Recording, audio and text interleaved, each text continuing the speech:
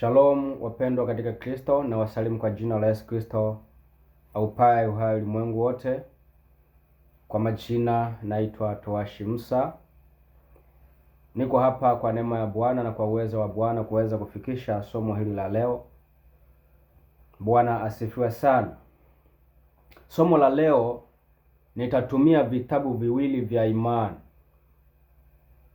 Nitatumia Qur'an na nitatumia Biblia. Bwana asifiwe sana. Kwa nini natumia vitabu viwili? Kwa sababu nataka kubainisha na kuitangazia ulimwengu kuwa Yesu Kristo yuko hai na ndiye mwenye haki na ndiye atakayerudi kuhukumu ulimwengu, na kila mwenye mwili atahukumiwa na Yesu Kristo. Kila nafsi itapiga goti mbele yake.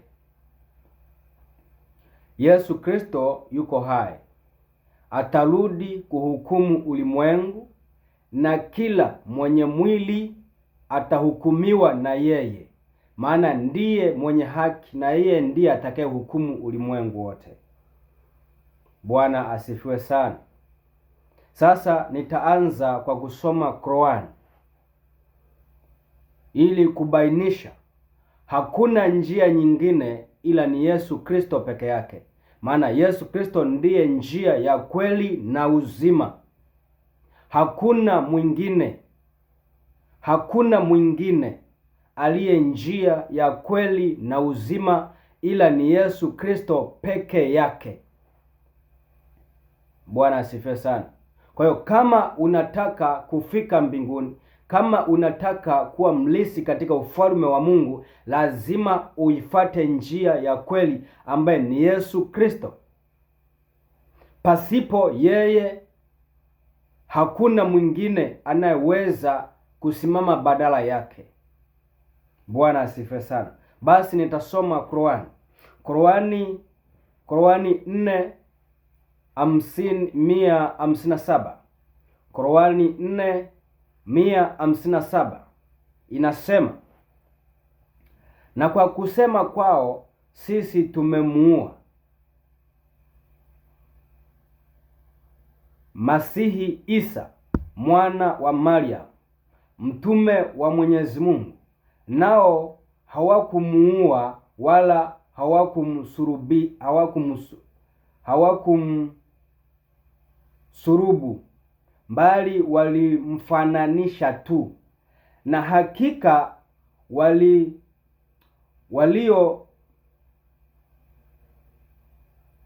waliohitirafiana katika haya wamo katika shaka nayo. Wao hawana ujuzi nayo wowote, ila ni kufuata dhana tu, wala hawakumuua kwa yakini. Bwana asifiwe sana. Wala hawakumuua kwa yakini. Sasa kwanza tutambue kitu kimoja. Qur'ani imekuja mwaka wa 610 baada ya Yesu kuondoka duniani. 610. Kasome historia yako. Qur'ani imekuja mwaka wa 610. Sasa kinachofuata chenzie ni nini? Kati ya Biblia au Qur'ani, kipi kilichotangulia? Kilichotangulia ni Biblia. Ndiyo maana Qur'ani inachukua maelezo kwenye Biblia na kuyaweka kwenye kitabu, yamewekwa kwenye kitabu cha Qur'ani. Lakini sasa sisi hatutafata maneno yote, lakini tutafata udhihirisho kwamba Yesu yuko hai. Hicho ndicho ninachokitaka sasa hivi, kufata udhihirisho kuwa Yesu Kristo yuko hai na ndiye atakayerudi kuhukumu ulimwengu, na kila nafsi iko chini yake. Bwana asifiwe sana.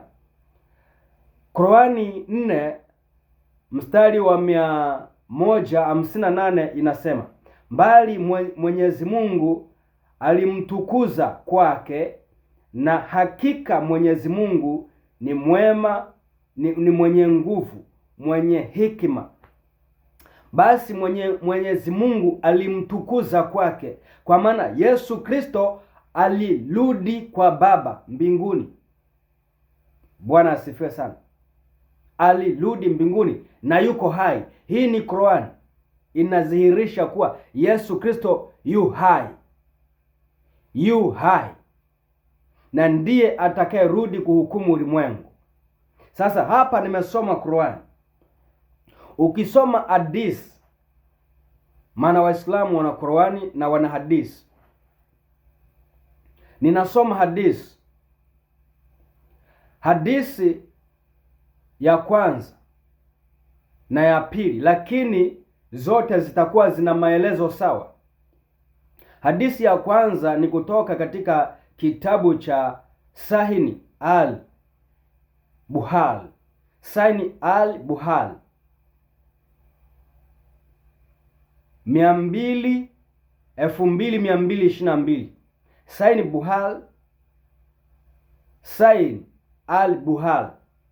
Majina yananitatiza kidogo. Sahih al-Bukhari 2222, kasome. Na Sahih Muslim 155. Hizi ni hadisi ambazo mtume mwenyewe anakiri kwa kinywa chake. Bwana asifiwe sana. Mtume mwenyewe anakiri kwa kinywa chake. Hebu tusome tuone inasemaje. Sahih al-Bukhari inasema 2222 inasema, na hii ni sehemu na Sahih Muslim inasema, Sahih Muslim 155 inasema, naapa kwa yule ambaye nafsi yangu iko mikononi mwake. Haya ni maneno ya Mtume Muhammad. Anahapa kwa yule ambaye nafsi yangu iko mikononi mwake. Hivi karibuni mwana wa Maryam atakushukieni akiwa ni mwamuzi. Hivi karibuni mwana wa Maryam atakushukieni akiwa ni mwamuzi mwenye haki. Nisikilize kwa makini, nitarudia. Sahih Muslim aya ya 100, Sahih Muslim 155 inasema, naapa kwa yule ambaye nafsi yangu iko mikononi mwake, hivi karibuni mwana wa Maryam atawashukieni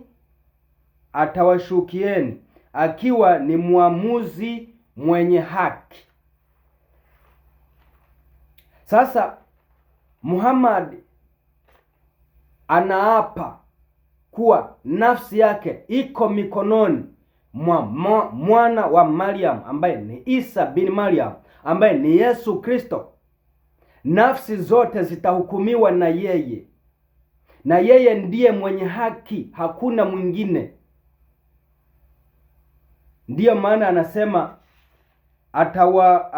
mwamuzi mwenye haki, maana yeye ndiye atakaye kuja kuhukumu. Ndiyo maana hata Muhammad anaapa kuwa nafsi yake iko mikononi mwake, na anautahadharisha umma kuwa atawashukieni hivi karibuni. Kwa sababu gani anawashukieni? Kwa sababu yeye ndiye aliyeshuka na yeye ndiye aliyepaa. Bwana asifiwe. Maana yu hai, Yesu Kristo yu hai, ndiye atakayerudi kuhukumu ulimwengu, maana ndiye aliyeshuka na ndiye aliyepaa. Ndiyo maana kwa kinywa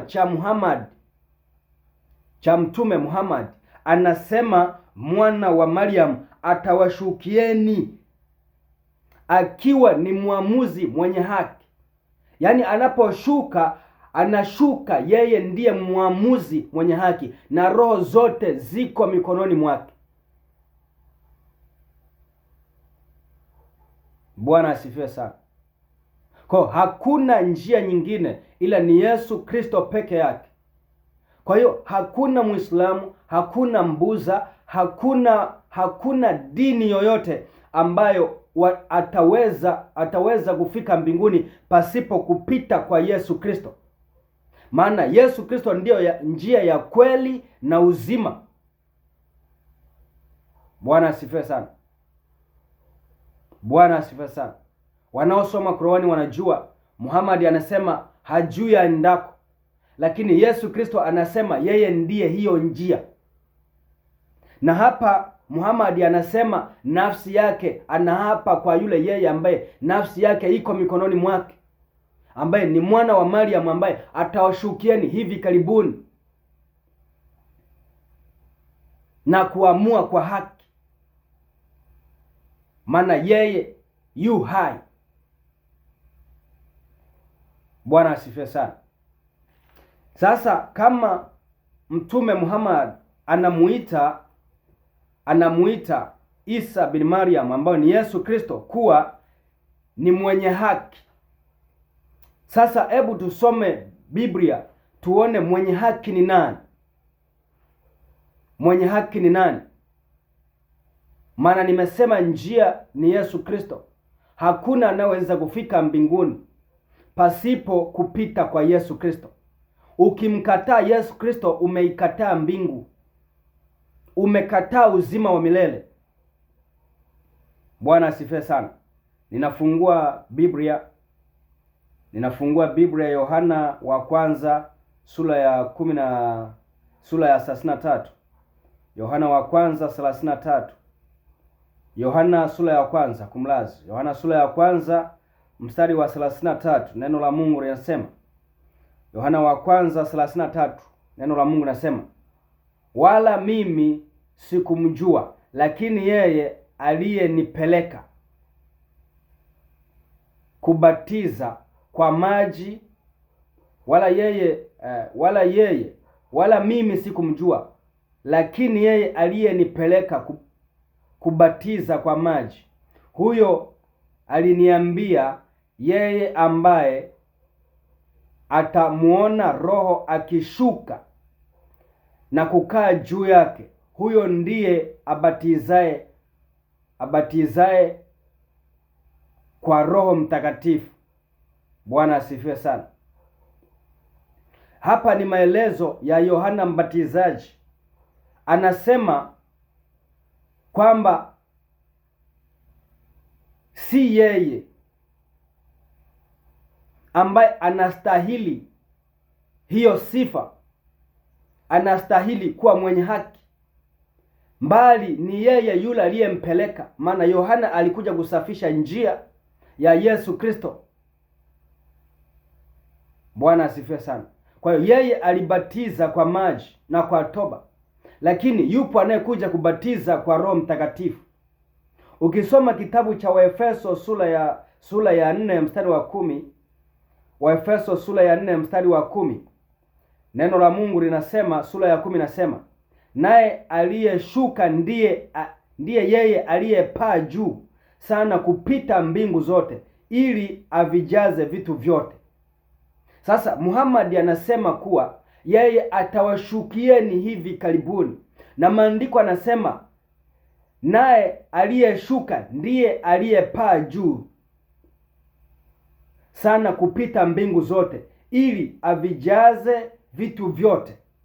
Kwa Yesu Kristo ndiye aliyeshuka na ndiye aliyepaa juu na ndiye atayeshuka kuhukumu ulimwengu kwa haki. Sasa njia ya kufika mbinguni ni Yesu Kristo. Yesu Kristo ndiye njia ya kweli na uzima. Mwenye masikio na asikie. Nimesoma Qur'an, nimesoma Biblia. Yesu Kristo ndiye njia ya kweli na uzima. Mtu hawezi kufika mbinguni pasipo hiyo njia.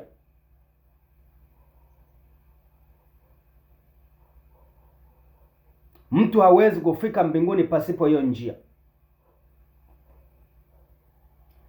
Tufungue kitabu cha Isaya. Kitabu cha Isaya 45. Kitabu cha Isaya 45 mstari wa 23. Isaya 45 mstari wa 23. Isaya 45 mstari wa 23. Neno la Mungu linasema 45:23, neno la Mungu linasema, kwa nafsi yangu nimeapa, neno hili limetoka kinywani mwangu katika haki. Sikiliza, kwa nafsi yangu nimeapa, neno hili limetoka kinywani mwangu katika haki. Sasa tunaanza kuonyeshwa mwenye haki ni yupi. Hapa ni nabii Isaya anatoa unabii kwamba ni nani mwenye haki. Hili neno limetoka kwa nani? Neno tunalolisoma limetoka kwa Yesu Kristo, na yeye ndiye mwenye haki, wala halitarudi. Inaendelea kusema wala halitarudi, ya kwamba mbele zangu kila goti litapigwa, kila ulimi utaapa. Kila alichokisema Mtume Muhammad kwamba nafsi yake anaapa kuwa nafsi yake ameiweka mikononi mwake, mwa mwana wa Maryam. Nafsi yake ameiweka mikononi mwake. Na hapa Yesu Kristo anasema kuwa kwa nafsi yangu naapa. Yeye hawapi kwa nafsi ya mwingine, anaapa kwa nafsi yake yeye mwenyewe. Neno hili limetoka kinywani mwangu katika haki, wala halitarudi, na kwamba mbele zangu kila goti litapigwa na kila ulimi utaapa. Sasa Waislamu walio wengi wamedanganywa kuwa Kristo au Yesu Kristo kuwa yeye hafai, hawamjui. Lakini kitu asichokijua hata Muhammad yule ambaye wanasema wanamfuata amewapa Qur'ani hiyo, lakini yeye anaapa kwa Yesu Kristo kwamba nafsi yake ameiweka kwake. Bwana asifiwe sana. Kwa hiyo ni wamefunikwa macho wasiweze kuona, wamepofushwa wasiweze kuona kweli halisi. Kweli halisi, Kristo ndiye haki yenyewe, na yeye ndiye atakaye hukumu. Hapa inadhihirisha katika kitabu cha Isaya 45:23 inasema ya kwamba mbele zake kila goti litapigwa na kila ulimi utaapa. Hakuna mwingine. Ndugu zangu wa Kristo, ndugu zangu wa Islam, njia ya kweli na uzima ni moja, ni Yesu Kristo.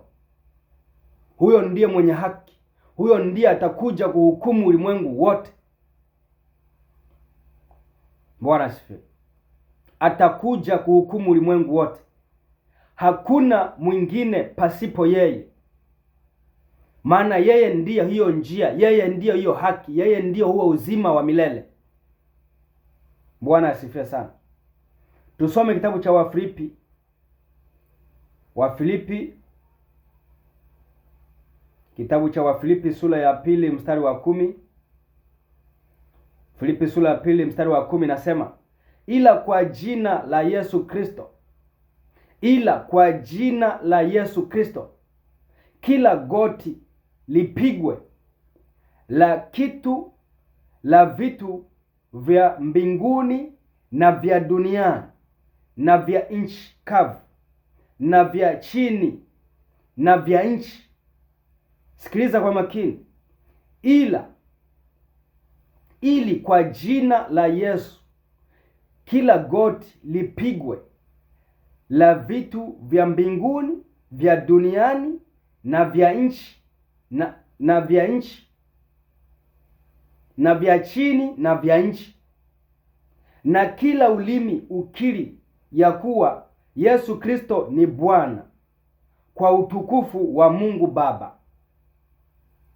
Kwa hiyo hakuna namna ya kusema utafika mbinguni pasipo kupita njia ya Yesu Kristo. Yeye ndiye haki. Kila ulimi, kila goti litapiga mbele zake. Yeye ndiye atakaye hukumu kwa haki. Bwana asifiwe sana. Yeye ndiye atakaye hukumu kwa haki. Ninarudia hadithi ambayo mtume anasema kwa kinywa chake. Hadithi ambayo mtume anasema kwa kinywa chake. Sahih Muslim au Sahih al-Bukhari 2222. Kasome Sahih Muslim 155. Inasema, naapa kwa yule ambaye nafsi yangu iko mikononi mwake, hivi karibuni mwana wa Mariamu atakushukieni akiwa ni mwamuzi mwenye haki. Sasa Biblia inasema atakaye kuja kuamua kwa haki ni Yesu Kristo, wa Filipi 2:10. Ili kwa jina la Yesu kila goti lipigwe, na la viumbe vya mbinguni na vya duniani na vya chini na vya nchi. Kwa hiyo hakuna mwingine ila ni Yesu Kristo ndiye atakaye hukumu ulimwengu. Kwa hiyo ndugu zangu Waislamu, popote pale mlipo, ninapenda kuwatangazia kuwa Yesu Kristo ndiye njia ya kweli na uzima. Hauwezi kufika mbinguni, hauwezi kuiona ahera pasipo Yesu Kristo. Tubu na uokoke, ukabatizwe kwa jina la Yesu Kristo. Maana hata huyo Muhammad anakiri kuwa nafsi yake ameiweka mikononi mwake yeye anayekuja kuhukumu ulimwengu kwa haki, ambaye ni Isa bin Maryam, ambaye ni Yesu Kristo. Sasa hapa nimesoma hadithi na nimesoma Biblia, zote ni the same, kuwa Yesu Kristo ndio njia ya kweli na uzima. Hakuna mwingine ila ni yeye peke yake.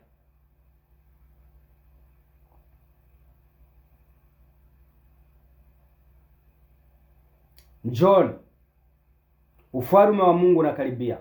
Ni wakati wa kutengeneza, ni wakati wa kutubu, ni wakati wa kufuata njia ya kweli. Tubuni mkabatizwe kwa jina la Yesu Kristo, nanyi mtafanyika wana wa ufalme, nanyi mtakuwa walisi katika ufalme wa Mungu, nanyi mtaokoka. Lakini atakayekataa atahukumiwa.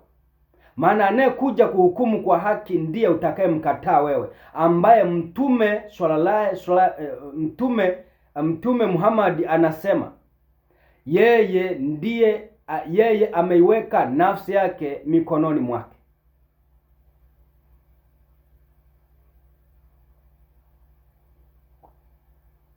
Mtume anasema ameweka nafsi yake mikononi mwake, anayekuja kuhukumu kwa haki. Sasa ni vyema ukaifuata hiyo njia ya haki kabla haujachelewa. Bwana asifiwe sana. Mkubali Yesu Kristo, umkiri kuwa Bwana na Mwokozi wa maisha yako, upate kubatizwa kwa jina la Yesu Kristo, upate kuokoka. La sivyo hautaokoka siku ya mwisho. Utajidanganya tu. Lakini siku ya mwisho usipofuata haya maneno, utakuwa umechelewa na kuzimu itakuwa sehemu yako. Bwana asifiwe sana. Bwana asifiwe sana. Nadhani ujumbe umefika, japo sijatamka kwa usahihi haya majina ya Kiarabu haya, lakini ujumbe umefika. Kama unabisha, kasome hadithi nilizozitaja, uone mtume anasemaje na neno la Mungu katika Biblia linasemaje. Na maandiko anasema Kama kuna mtu ana mashaka katika Uislamu, awaulize watu wa kitabu. Watu wa kitabu ni Wayahudi na Wakristo. Bwana asifiwe sana. Yesu Kristo ndiyo njia ya kweli na uzima. Tubuni mkabatizwe kwa jina la Yesu Kristo, nanyi mtaokoka. Msipo tubu na kubatizwa kwa Yesu Kristo, mtahukumiwa. Hili ni neno la Bwana,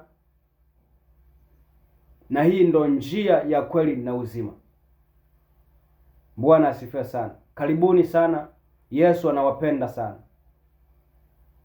Njooni kwake nyote wenye kuelemewa na kusumbuka na mizigo, naye atawatua.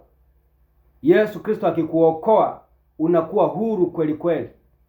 Bwana asifiwe. Mungu awabariki sana.